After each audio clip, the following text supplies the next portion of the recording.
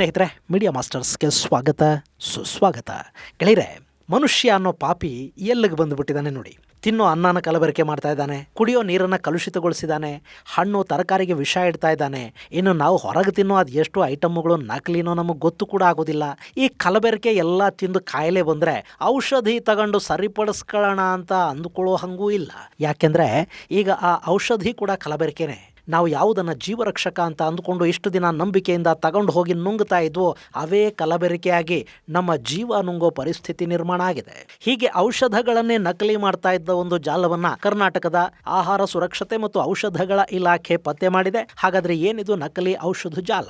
ಒಂದೇ ದಿನ ಅಲ್ಲಿ ಸಿಕ್ಕಿರೋದು ಅದೆಷ್ಟು ಕೋಟಿ ನಕಲಿ ಔಷಧ, ಇದರ ಹಿಂದೆ ಯಾರೆಲ್ಲ ಇದ್ದಾರೆ, ಇದರಿಂದ ನಮ್ಮ ಆರೋಗ್ಯ ಮತ್ತು ದೇಶದ ಆರ್ಥಿಕತೆಯ ಮೇಲಾಗೋ ಪರಿಣಾಮ ಏನು, ಬನ್ನಿ ನೋಡೋಣ.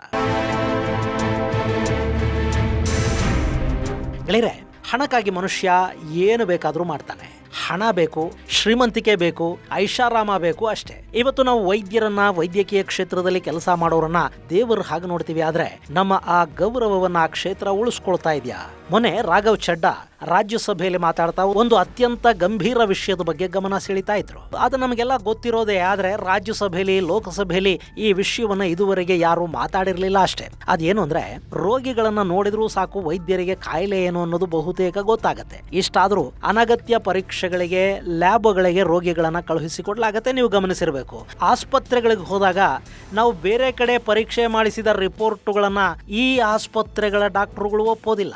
ಮತ್ತೆ ಅವರ ಆಸ್ಪತ್ರೆಯಲ್ಲಿ ಅಥವಾ ಅವರು ಹೇಳಿದ ಕಡೆನೇ ಇನ್ನೊಮ್ಮೆ ಟೆಸ್ಟ್ಗಳನ್ನ ಮಾಡಿಸ್ಬೇಕು. ಆ ಟೆಸ್ಟ್ಗಳ ಮೂಲಕ ಲ್ಯಾಬ್ಗಳೇನು ಹಣ ವಸೂಲಿ ಮಾಡುತ್ತವೆ ಅದರಲ್ಲಿ ಡಾಕ್ಟರ್ಗೆ ಪರ್ಸೆಂಟೇಜ್ ಹೋಗುತ್ತೆ. ಇದು ಎಥಿಕಲ್ ಪ್ರಾಕ್ಟೀಸ್ ಅಲ್ಲ.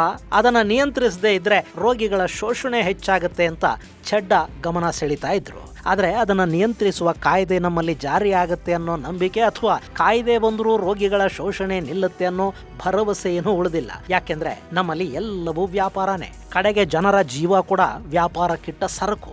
ಸಾಮಾನ್ಯ ಚಿಕಿತ್ಸೆಗೆ ಅಂತ ಹೋದವರಿಗೆ ಕೂಡ ಆಪರೇಷನ್ ಮಾಡೋ ವೈದ್ಯರು, ಇನ್ಶೂರೆನ್ಸ್ ಇದ್ರೆ ಅನಗತ್ಯ ಚಿಕಿತ್ಸೆ, ಇಲ್ಲದೆ ಇದ್ರೆ ಮನೆ ಮಠ ಮಾರ್ಕೋಬೇಕಾದ ಪರಿಸ್ಥಿತಿ. ಖಾಸಗಿ ನರ್ಸಿಂಗ್ ಹೋಮುಗಳಲ್ಲಿ ವೈದ್ಯಕೀಯ ನಿರ್ಲಕ್ಷ್ಯದಿಂದ ಸಾಯೋ ರೋಗಿಗಳ ಪಟ್ಟಿ ತುಂಬಾ ದೊಡ್ಡದು. ಆದ್ರೆ ವೈದ್ಯರಿಗೆ ಕಾನೂನು ರಕ್ಷಣೆಯನ್ನು ಕೊಡುತ್ತೆ, ರೋಗಿಗೆ ಅಂಥ ರಕ್ಷಣೆ ಕೂಡ ನಮ್ಮಲ್ಲಿಲ್ಲ.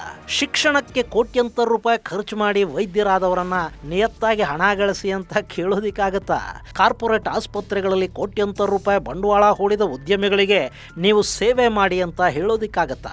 ಇವತ್ತು ಪರಿಸ್ಥಿತಿ ಹೇಗಿದೆ ಅಂದ್ರೆ, ಒಂದು ಆಸ್ಪತ್ರೆಯಿಂದ ಮತ್ತೊಂದು ಆಸ್ಪತ್ರೆಗೆ ರೋಗಿಯನ್ನ ಶಿಫ್ಟ್ ಮಾಡಿದ್ರೂ ಕೂಡ ನಾವು ಯಾವ ಆಸ್ಪತ್ರೆಯಿಂದ ಯಾವ ಆಸ್ಪತ್ರೆಗೆ ಶಿಫ್ಟ್ ಮಾಡ್ತೀವೋ ಆ ಎರಡೂ ಆಸ್ಪತ್ರೆಗಳ ನಡುವೆ ಬ್ಯಾಕ್ ಎಂಡ್ ಅಲ್ಲಿ ಒಂದು ವ್ಯವಹಾರ ನಡೆದು ಹೋಗಿರುತ್ತೆ.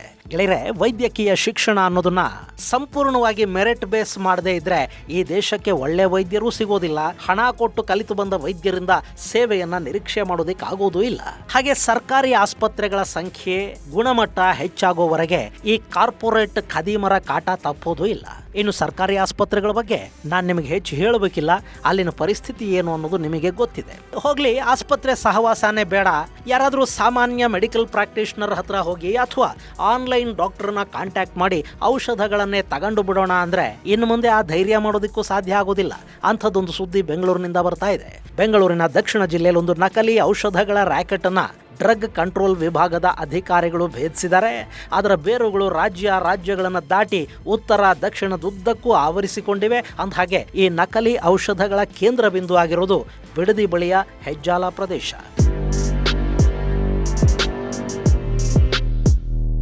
ಗೆಳೆಯರೆ, ಆಗಸ್ಟ್ 19ನೇ ತಾರೀಕು ಕರ್ನಾಟಕ ಆಹಾರ ಸುರಕ್ಷತೆ ಮತ್ತು ಔಷಧ ಆಡಳಿತ ಇಲಾಖೆಯ ಅಧಿಕಾರಿಗಳು ಬಿಡದಿ ಬಳಿಯ ಹೆಜ್ಜಾಲದಲ್ಲಿದ್ದ ನಕಲಿ ಔಷಧ ಗೋದಾಮಿನ ಮೇಲೆ ದಾಳಿ ಮಾಡಿದ್ದಾರೆ. ಈ ಸಂದರ್ಭದಲ್ಲಿ ಸರಿಸುಮಾರು 6 ಕೋಟಿ ರೂಪಾಯಿ ಮೌಲ್ಯದ ಔಷಧಗಳಲ್ಲಿ ಸಿಕ್ಕಿವೆ.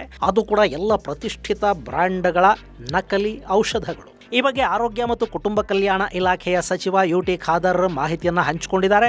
ಜನರ ಜೀವದ ಜೊತೆ ಆಟ ಆಡುವಂತಹ ಹೀನ ಕೃತ್ಯವನ್ನ ಯಾವುದೇ ಕಾರಣಕ್ಕೂ ಸಹಿಸೋದಿಕ್ಕೆ ಸಾಧ್ಯ ಇಲ್ಲ ಅಂತ ಖಾದರ್ ಹೇಳಿದ್ದಾರೆ. ಆರೋಪಿಗಳನ್ನ ಬಂಧಿಸಿ ಅವರ ವಿರುದ್ಧ ಕಾನೂನು ರೀತಿ ಕ್ರಮ ಕೈಗೊಳ್ಳುವ ಮಾತುಗಳನ್ನ ಕೂಡ ಅವರು ಆಡಿದ್ದಾರೆ. ಇಲ್ಲಿ ಗೋದಾಮಲ್ಲೇ 6 ಕೋಟಿ ರೂಪಾಯಿಗಳಷ್ಟು ಮೌಲ್ಯದ ನಕಲಿ ಔಷಧ ಸಿಕ್ಕಿದೆ ಅಂದ್ರೆ ಈಗಾಗಲೇ ಮಾರುಕಟ್ಟೆಗೆ ಪ್ರವೇಶ ಪಡೆದ ಔಷಧದ ಪ್ರಮಾಣ ಇನ್ನೆಷ್ಟಿರಬಹುದು ಊಹೆ ಮಾಡೋದಕ್ಕೆ ಕೂಡ ಸಾಧ್ಯ ಆಗ್ತಾ ಇಲ್ಲ. ಮಾರುಕಟ್ಟೆಯನ್ನು ತಲುಪಿರೋ ಔಷಧಗಳನ್ನು ಹೇಗೆ ಪತ್ತೆ ಮಾಡ್ತಾರೆ ಅನ್ನೋದು ಕೂಡ ಗೊತ್ತಿಲ್ಲ. ಆದ್ರೆ ಇನ್ನು ಮುಂದೆ ಈ ರೀತಿಯ ನಕಲಿ ಔಷಧಗಳ ಸಪ್ಲೈ ಆಗದಂತೆ ನಾವು ನೋಡ್ಕೋತೀವಿ ಅನ್ನೋ ಭರವಸೆಯನ್ನು ಮಾತ್ರ ಸಚಿವರು ಕೊಡ್ತಾ ಇದ್ದಾರೆ. ಇನ್ನು ದಾಳಿಯ ವೇಳೆ ಅತ್ಯಂತ ಬೆಲೆ ಬಾಳುವ ಜೀವರಕ್ಷಕ ಇಂಜೆಕ್ಷನ್ಗಳಲ್ಲಿ ಸಿಕ್ಕಿವೆ, ಅವು ನಕಲಿನೇ. ನಕಲಿ ಔಷಧವನ್ನ ಬಾಟಲಿಗಳಿಗೆ ತುಂಬಿ ಅದರ ಮೇಲೆ ಒರಿಜಿನಲ್ ಕಂಪನಿಯ ಲೇಬಲ್ಗಳನ್ನ ಅಂಟಿಸಿ ಈ ಜಾಲ ಮಾರಾಟ ಮಾಡ್ತಾ ಇತ್ತು. ಇನ್ನು ಈ ನಕಲಿ ಔಷಧಗಳ ಮಾಫಿಯಾ ಎಷ್ಟು ದೊಡ್ಡದಾಗಿದೆ ಅಂದ್ರೆ ಇಲ್ಲಿಗೆ ತೆಲಂಗಾಣ ಹಾಗೂ ಹಿಮಾಚಲ ಪ್ರದೇಶಗಳಿಂದ ಪ್ರಾಡಕ್ಟ್ಗಳು ಬರ್ತಾ ಇದ್ವು. ಇಲ್ಲಾಗ್ತಾ ಇದ್ದದ್ದು ಪ್ಯಾಕಿಂಗ್ ಮಾತ್ರ. ತಯಾರಿ ಬೇರೆ ಕಡೆನೆ ಆಗಿ ಬರ್ತಾ ಇದ್ದ ಔಷಧ, ಇಂಜೆಕ್ಷನ್, ಮಾತ್ರೆಗಳಿಗೆ ಲೇಬಲ್ ಹಾಕಿ ಪ್ಯಾಕ್ ಮಾಡಿ ಡಿಸ್ಟ್ರಿಬ್ಯೂಟ್ ಮಾಡೋ ಕೆಲಸ ಬೆಂಗಳೂರಿನ ಹೆಜ್ಜಾಲದ ಈ ಗೋಡೌನ್ ನಿಂದ ಆಗ್ತಾ ಇತ್ತು ಅನ್ನೋದು ಗೊತ್ತಾಗಿದೆ. ಸೊ ಇದು ಅಂತಾರಾಜ್ಯ ನಕಲಿ ಔಷಧಗಳ ನೆಟ್ವರ್ಕ್ ಅನ್ನೋದು ಈ ಮೂಲಕ ಗೊತ್ತಾಗ್ತಾ ಇದೆ. ತೆಲಂಗಾಣ ಮತ್ತು ಹಿಮಾಚಲ ಪ್ರದೇಶದ ಒಂದಷ್ಟು ಅಕೌಂಟ್ಗಳಿಗೆ ಇಲ್ಲಿಂದ ಕೋಟಿ ಕೋಟಿ ಹಣ ಟ್ರಾನ್ಸ್ಫರ್ ಆಗಿರೋ ದಾಖಲೆಗಳು ಸಿಕ್ಕಿವೆ. ಹೈದರಾಬಾದ್ ಮೂಲದ ವಿವಿಧ 800ಕ್ಕೂ ಹೆಚ್ಚು ಬ್ಯಾಂಕ್ ಅಕೌಂಟ್ಗಳಿಗೆ ಸುಮಾರು 82 ಕೋಟಿ ರೂಪಾಯಿಗೂ ಅಧಿಕ ಹಣ ವರ್ಗಾವಣೆ ಆಗಿದೆ ಅನ್ನೋದು ಪತ್ತೆಯಾಗಿದೆ. ಇನ್ನು ಈ 3 ರಾಜ್ಯಗಳಲ್ಲಿರೋದು ಒಂದೇ ಪಕ್ಷದ ಸರ್ಕಾರ. ಹೀಗಾಗಿ ಇಲ್ಲಿ ಸರಿಯಾದ ತನಿಖೆಯನ್ನ ನಡೆಸಬೇಕು ಅಂದ್ಕೊಂಡ್ರೆ ಆ ರಾಜ್ಯಗಳ ಸಹಕಾರವನ್ನ ಪಡ್ಕೊಳ್ಳೋದು ಇವರಿಗೆ ಕಷ್ಟ ಏನಾಗೋದಿಲ್ಲ. ಹಾಗೆ ಇದರ ಹಿಂದೆ ಪ್ರಭಾವಿಗಳ ನೆರಳಿದ್ರೆ ತನಿಖೆ ಏನಾಗುತ್ತೆ ಅಂತ ಹೇಳೋದಿಕ್ಕೂ ಬರೋದಿಲ್ಲ. ಇನ್ನು ಈ ಜಾಲ ಇಲ್ಲಿ ಪ್ಯಾಕ್ ಮಾಡಿದ ನಕಲಿ ಔಷಧಗಳನ್ನ ಕೇವಲ ಮೆಡಿಕಲ್ ಶಾಪ್ಗಳಿಗೆ ಮಾತ್ರ ಅಲ್ಲ, ಆಸ್ಪತ್ರೆಗಳಿಗೆ ಕೂಡ ಮಾರಾಟ ಮಾಡಲಾಗಿದೆ ಅನ್ನೋ ಮಾಹಿತಿ ಹೊರಬೀಳ್ತಾ ಇದೆ. ಆಸ್ಪತ್ರೆಗಳ ಐಸಿಯುಲಿರುವಂತಹ ರೋಗಿಗಳಿಗೆ ಅಗತ್ಯವಾಗಿ ಬೇಕಿರುವ ಅತ್ಯಂತ ಬೆಲೆ ಬಾಳುವ ಔಷಧನ ಕೂಡ ಈ ಜಾಲ ಸಪ್ಲೈ ಮಾಡಿದೆ ಅಂತ ವರದಿಗಳು ಹೇಳ್ತಾ ಇವೆ. ಸದ್ಯಕ್ಕೆ ಗೋದಾಮಲ್ಲಿ ವಶಪಡಿಸಿಕೊಂಡಿರುವ ಔಷಧಗಳನ್ನ ಲ್ಯಾಬ್ ಟೆಸ್ಟ್ಗೆ ಕಳುಹಿಸಲಾಗಿದೆ. ಅವುಗಳಲ್ಲಿನ ರಾಸಾಯನಿಕಗಳ ಬಗ್ಗೆ ಮಾಹಿತಿಯನ್ನು ಪಡೆಯಲಾಗುತ್ತೆ. ಹಾಗೆ ಕಳೆದ 2 ವರ್ಷಗಳಿಂದ ಈ ಗೋಡೌನ್ ನಿಂದ ಔಷಧಗಳನ್ನ ಯಾವೆಲ್ಲ ಆಸ್ಪತ್ರೆಗಳಿಗೆ ಕೊಡಲಾಗಿದೆ ಅನ್ನೋದರ ಬಗ್ಗೆ ಕೂಡ ತನಿಖೆ ನಡೆಯುತ್ತೆ.